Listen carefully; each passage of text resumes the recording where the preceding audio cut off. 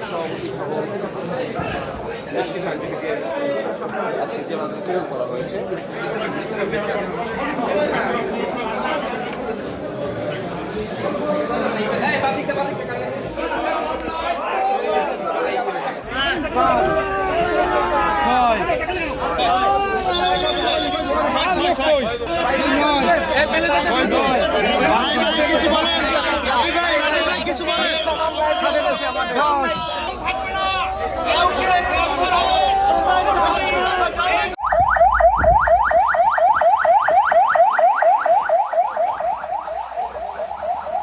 জেলা বিএনপি অফিসে নাশকতার উদ্দেশ্যে আমাদের জেলা বিএনপি ভাঙচুর এবং তৎকালীন আমাদের সাবেক রাষ্ট্রপতি এবং সাবেক প্রধানমন্ত্রী বেগম খালেদা জিয়ার ছবি ভাঙচুর এবং অগ্নিসংযোগ এবং অন্তর্ঘাতমূলক কার্যকলাপ ঘটাইছে রাষ্ট্রের সম্পত্তি নষ্ট করার।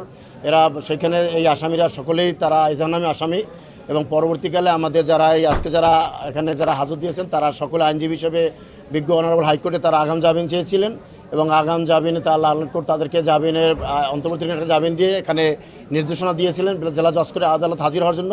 সেইভাবে তারা আজকে হাজির হয়ে তারা জামিনে প্রার্থনা করছিলেন। লালন কোর্টে বিস্তারিত শুনানি সেবাকে তাদেরকে জামিন নামঞ্জুর করে তাদেরকে হাজত প্রেরণ করেছেন। একমাত্র স্মার্ট সিটি বসুন্ধরা, আধুনিকতায় এক ধাপ এগিয়ে। 12 জন আসামি বা 12 জন লয়ার।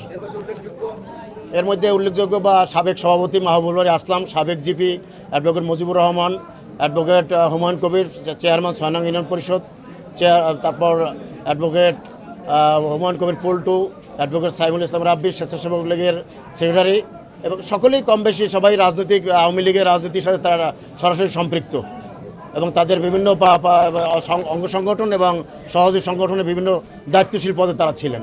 হ্যাঁ, আজকে তারা এই একটা মামলায় তারা যেহেতু এই মামলায় তারা হাইকোর্ট থেকে জামিন নিচ্ছিলেন এবং এই মামলায় তারা যেহেতু আজকে হাজির হয়ে জামিন চেয়েছেন, এই একটা মামলায় তাদেরকে হাজত দেওয়া হয়েছে।